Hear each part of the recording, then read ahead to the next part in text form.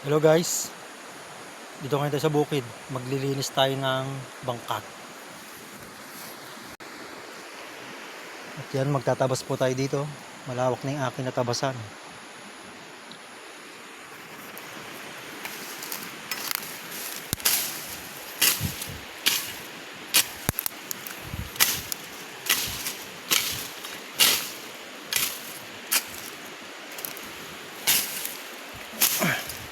Hirap sa probinsya.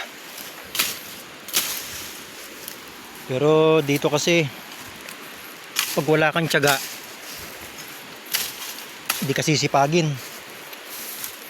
Pag wala kang sipag, wala kang aanihin. Buti pa yung mga vlogger. Konting words lang pera na. Sana all. Kaya papalo na lang po sa aking YouTube channel na po na.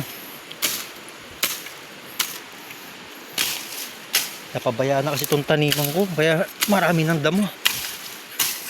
Buti na lang di gaanong masama, kaya madali lang tabasin.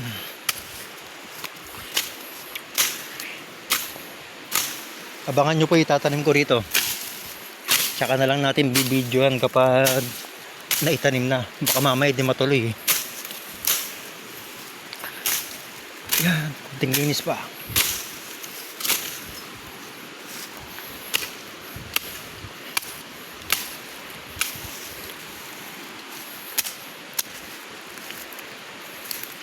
Tabas tayo.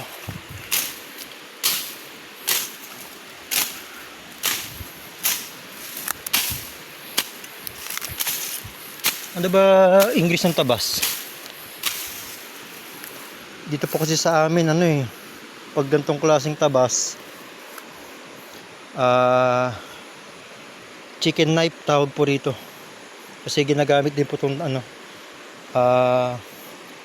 tari sa manok. Yan po yung ginagamit to.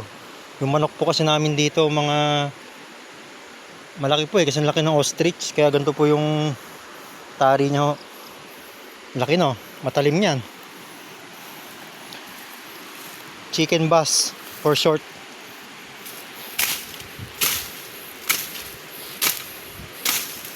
Subaybay na lang po sa aking channel Unti-unti tutulungan ko rin po kayo magtanim. Kung ano po yung aking diskarte. Sa may mga gusto, gayahin nyo rin po.